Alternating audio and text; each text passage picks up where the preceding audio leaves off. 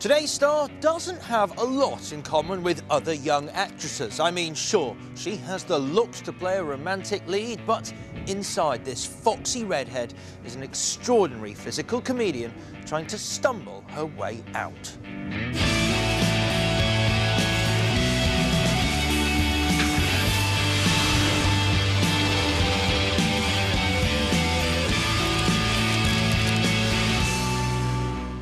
So, welcome to the show, and indeed our guest today. She can play blinkered innocent in one moment and borderline psychotic nympho in the next. She just about stole Wedding Crashers from her more seasoned co-stars, and she's right this way. Episode 3, Season 5 of The Guest List highlights an actress with a sunny disposition, a glorious smile and beautiful hair. Oh, and amazing comedy chops too.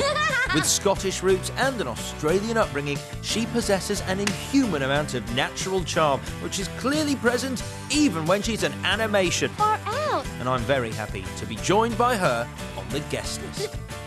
Isla Fisher, hello and welcome to The Guest List. Oh, thank you for having me. Welcome then.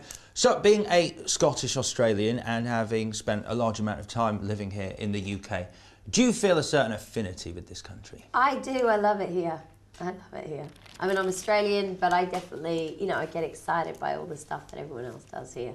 Well, I mean, all the the football matches, all of that stuff. You like football? You're more English than me right now. You don't like football? No. Wow. I know. That's quite rare. I know. Thanks for being so startled at that. It's the reaction I get from a lot of London cabbies when I get in. Yeah, I know. The cabbies are really on it. Do you see the game last night? No, I didn't. Right, let's sit in silence. So let's move over the other side of the pond to the Mojave Desert and Rango. Don't move. What? Don't move. Not moving. Shh, not moving. Try to blend in. What? Blend in? What do you mean? Blend in. Huh? But what are you saying? Too late. No, it's not too late. I'm blending. I'm a blender. Ah! Hey, calm down. What are you doing? Tranquilo. Stop moving. Try not to look conspicuous. Oh, here she comes. You better run, Mojito. You what? I thought you said don't move. That was before. Now, you run. Here in the Mojave Desert, animals have had millions of years to adapt to the harsh environment. But the lizard? He's going to die. You play a desert iguana named Beans. You ain't from round here, are you? Wait, am I an iguana? I thought I was just a regular lizard. Why, what have you been calling yourself? I've been calling myself a chameleon or a lizard, depending on who I'm interviewed by. Do they look like they know they're lizards? I don't think they do. I'm a chameleon lizard. I'm calling you a desert iguana. Right. What kind of research does one do to prepare for a role as a lizard of any kind? Well, actually, Gore had already created the physicality of the character. He showed me a little bit of animation before I even started on the movie. And he had a very set idea of the voice. He wanted it to sound like Holly Hunter meets Clint Eastwood. So, what's your name? Beans. That's a funny kind of name. What can I say? My daddy plumb loved baked beans. Well, you're lucky you didn't plum love asparagus. What are you saying? I mean, I enjoy a hearty puttanesca myself, but I'm not sure that a child would appreciate the moniker. So I just sort of stepped into his shoes and tried to facilitate his, the character he created in his mind. In terms of the physicality, what sounds quite rare for an animated film is they gave you costumes and they built you sets and said, run free, yes. Run free, my lizards, yes. Act out the scenes. I know, normally you're in an isolated sound booth and you meet your co-stars on the red carpet for the premiere. No, this was really fun. It's true, we had, we could stick on a hat and carry a fake gun and we acted all the scenes out chronologically. So I think it was easier for us to sort of plot our emotional arc. It was just like a traditional live action movie. And when I saw it, I was really impressed because I felt like all of our performances reflected that, that humanity and chemistry that comes from being able to react off another actor. As well as Rango, there are a number of other films I want to talk to you about today because there seems like no better person to do it with. As opposed to Amy Adams, who was not in these movies, or I often get congratulated for her movie. Do you get that a lot? I was actually at IKEA recently, and a lady came up to me and said, "Oh, my husband did your hair and makeup recently." I was like, "Oh, thank you. Oh, we did? Oh, say hi."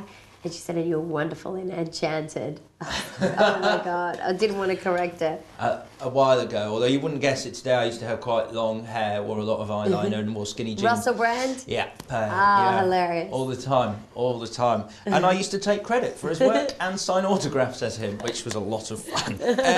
Right, well, on to the first movie of yours that I'd like to talk to you about today. And we're going to start with 2005's Wedding Crashers. I'm ready to get drunk. In the words of the old country. Behind him. And I'm glad I crashed the wedding.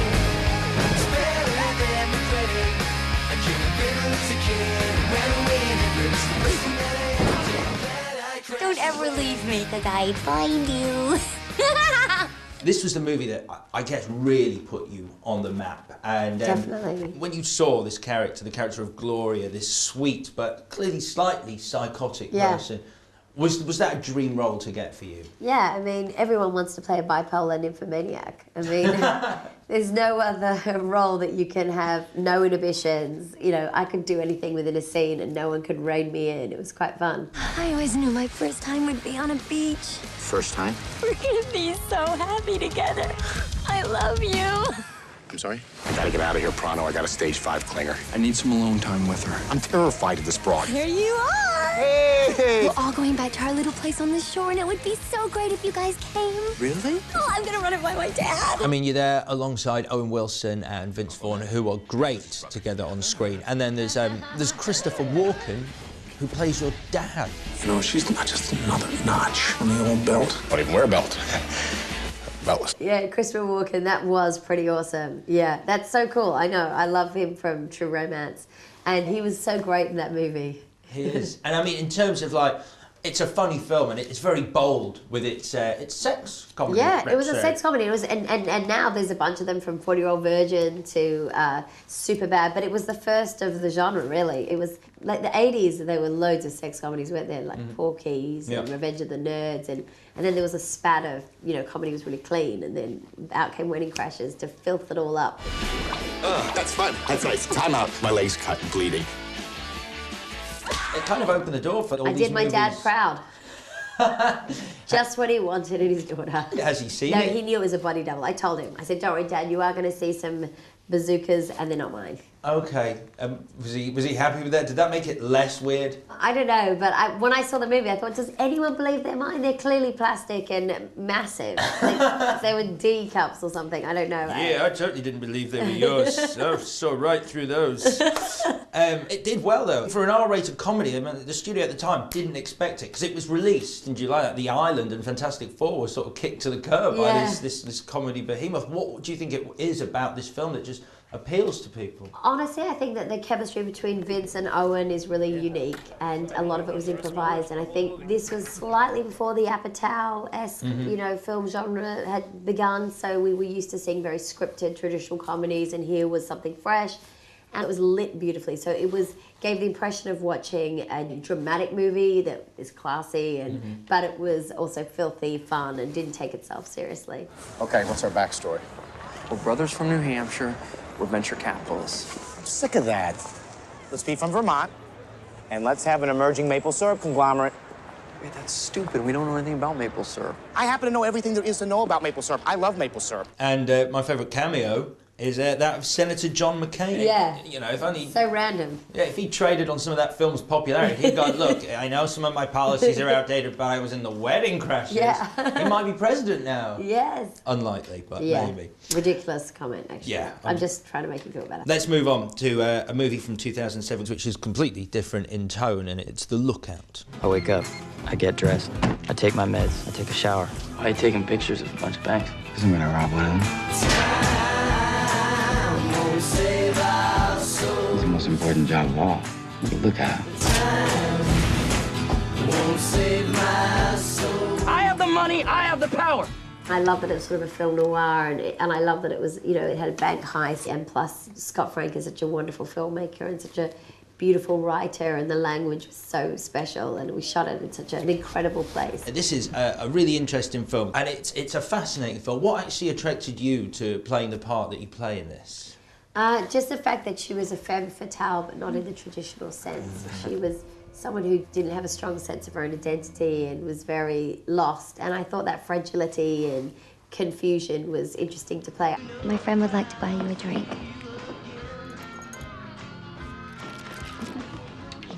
Sorry, I forgot your name. Again? It's lovely. L-U-V-L-E-E. Lovely.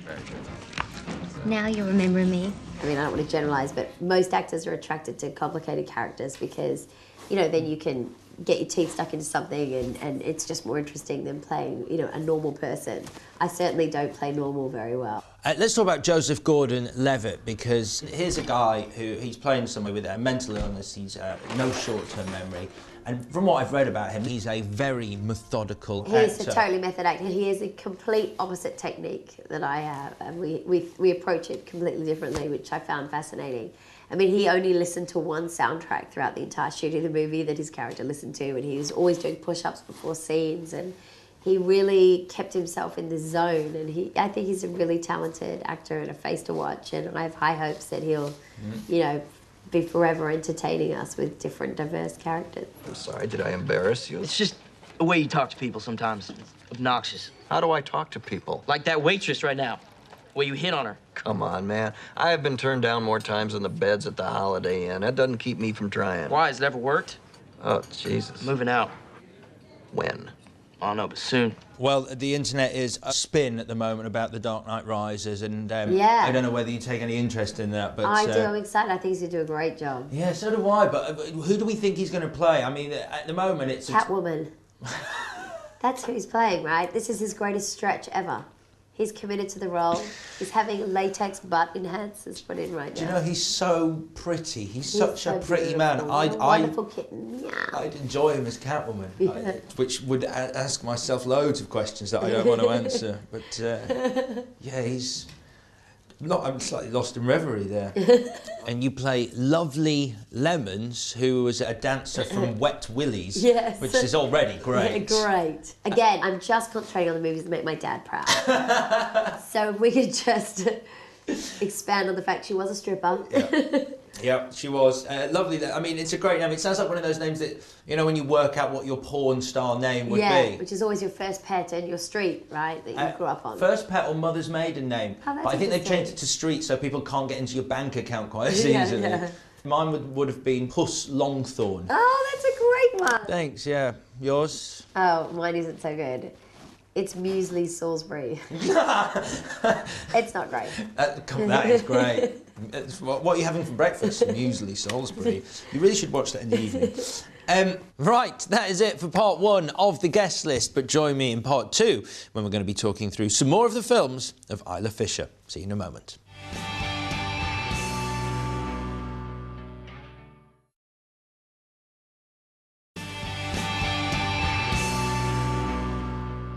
Hello and welcome back to the guest list, where today I'm talking through the films of Isla Fisher.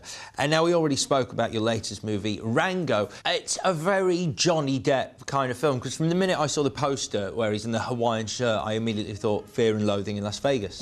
Ow! That's a funny looking shirt. It's a funny looking dress. You got funny looking eyes. You got a funny looking face. You're a stranger. Strangers don't last long here. There's a lot of cinematic references in this film, and I think Gore mentioned that when he was shooting Pirates, Johnny would do this funny walk, and he said, oh, that looks just like a lizard, and that was sparked the idea for the movie. So the role was created for Johnny, and he's wonderful in it. And it's a great story because it's a lizard who's trying to find his identity, and I think everybody relates to that, no matter how old they are or how human they are, as opposed to reptilian. Yeah, it's true. It's a trans-species movie. It is a trans-species movie. You know, humans can enjoy it, and lizards too. And lizards too. And in terms of animation in general, I don't know whether you've had this before, but I was thinking, as I was thinking about you and animation, and I was thinking if they ever made a live-action version of The Little Mermaid, you've got to be top of the list for Ariel. That's so sweet. I'd love to be the Little Mermaid. That'd be so cute. Except I can't really sing. I'd have to be a tone-deaf mermaid. It could I don't know if that would be such a hit. We could leave the singing to the singing lobster, and you could just sort of be there, yeah. Yeah. And obviously the last film we saw you in was Burke and Hare, which had a whole host of British talent in Simon Pegg, brilliant. Andy Ronnie Serkis, Corbett, my favourite. I'm so pleased you mentioned him. I love Ronnie Corbett, a huge fan. I don't think he learned his lines, and he just would look down and then furrow his eyebrows, look up and then deliver. He's brilliant. I don't know whether it's a height thing or whether being small makes him funny. No, he's funny. He knows, it's conscious. And I love Simon Pegg. I'm a huge fan of his, and I follow all his stuff since Spaced, so I loved working with him too. Spaced? Yeah. Oh my God. There you go. One of the greatest sitcoms ever made. Yes. I love the fact you love that. That's exciting for me. Now, the next movie off your CV, which we're going to talk about, which is from 2009, it's Confessions of a Shopaholic. Does your heart quicken when you see new merchandise? No, declined. Really declined. Not open that closet!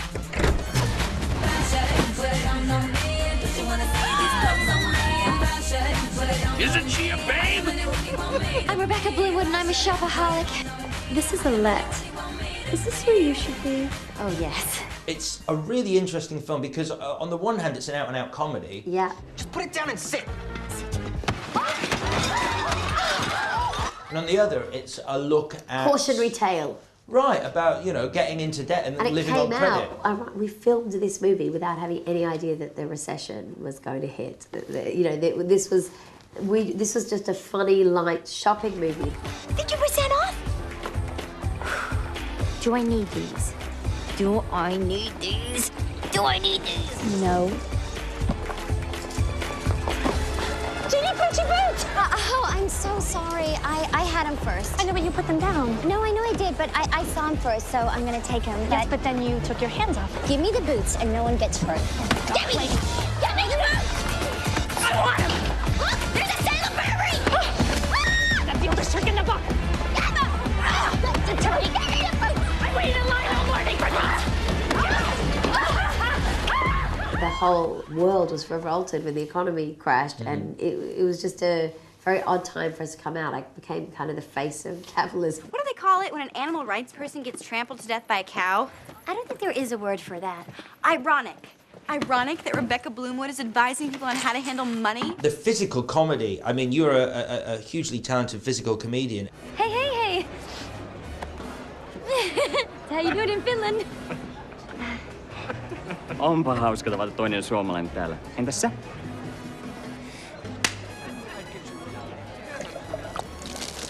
Men like you are the reason I left Finland. You actually trained in mime in Paris. Yeah. Which sounds like one of those things that people go, I'm bored of my life, I'm going to go train as a mime in Paris. But you actually did it. I did. I love clowns. I've always loved clowning, and I always loved theatre.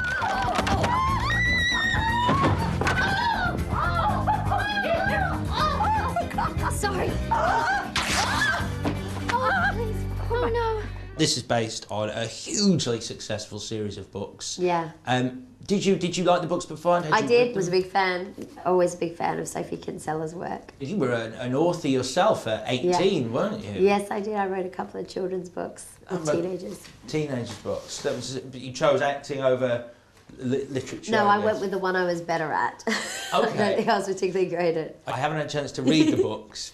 I'm sure your life will be forever altered when you finish one. Really? What was one of the names? I was just a kid. Seduced by Fame and Bewitched. I actually really enjoy writing, and I'd love to get back into it. I think I'm able to use it a little bit when I'm developing material, hopefully for myself to work on one day. And but I did enjoy that phase of my life. So earlier we talked about Wedding Crashers, which was the movie that really kind of put you on the map. Did you find afterwards a pronounced change in the quality of roles you were offered? Surprisingly, actually, I thought I was going to get offered a litany of, female comedic roles, and then I soon realised that they don't exist. And I started about creating them for myself. But yeah, I felt very blessed to have that, to get that gig, and and very blessed that the director didn't, you know, hold me back from any of the stuff I wanted to do. There's a pronounced difference between TV and cinema when it comes to female comedic parts. On TV, yeah, there's loads. You know, I think there's a lot of snobbery that surrounds television, and I don't, you know, partake in any TV bashing. I think you can sometimes be more creative, and sometimes there's less suits involved in television, and some of the most entertaining art I've seen lately is on TV rather than film. I think you're absolutely right. It's a real rival to cinema now. And a lot of the great directors we know, like Martin Scorsese's doing television, something for HBO, and they seem to dip in and out of both genres, so it's great. Let's go on to your final film then, which is from 2008. It's Definitely Maybe. I think you're just telling me the story of you and my mom. I'm gonna tell you the story, but I'm not telling you who your mom is. Fine. You're just gonna have to figure it out for yourself. Good. It's like a love story mystery. We could have had it both. How does it have a happy ending? You and my mom, you're getting divorced. I forgot to tell you the happy ending. What is it? You. Ryan Reynolds is, I have a bit of a man crush on him because he's so good looking and so funny. Yeah. It's like, I'm either... And really nice. Is he really? He's really nice. And you play April in this, and it's a really, I don't know how you describe it. I describe it as a kind of more grown-up romantic comedy. I'm sorry about the other night. Oh, it's okay. I just didn't think that Lucas would approve, or Emily for that matter. Well. Besides, you and me, it'd kind of be like cats and dogs. Oil and water. Sandpaper and bare ass. That's gross. That's just gross. You'd be the ass. Yeah. Oh, no, thank you. Thank you very much. Lennon I'll and be honored. McCartney. They were good together. Yeah, while it lasted, and then they couldn't even be friends. I think we can at least manage that. Enchanté. Salut. Because it's told from the male protagonist instead of the female, I think that's what makes it unique as well. A lot of people, random people, like this movie. I met Woody Allen, and he had seen the movie and enjoyed it, and that was a huge compliment. That is a compliment. I mean, I can retire now. And it's a great sort of storytelling tool, this sort of flashing back to periods. It reminded me of The Princess Bride, where Columbo's telling Fred Savage about the story of The Princess Bride. But the one thing that I love about it is Abigail Breslin, who's the young girl. Did you have another girlfriend before you met her? Come on, tell me the truth. I had 2 serious girlfriends, and then there's some other smattering of other women that I dated. What's the boy went for slut? She's a great child actor, and I mean, you started in adverts at 9. Yes, she's been acting her whole life, and I do feel an affinity to her because of that. She's in seeing her in Rango now too. So basically, it's just great. I've known Abigail since she was 9, and it's just having bumped into her at so many press junkets. It's just so sweet that she's, you know, that I've known her that long. And she's good in Rango as well, which is a great film. Listen, Isla Fisher, it's been an absolute pleasure talking to you. Thank you so much. To you too.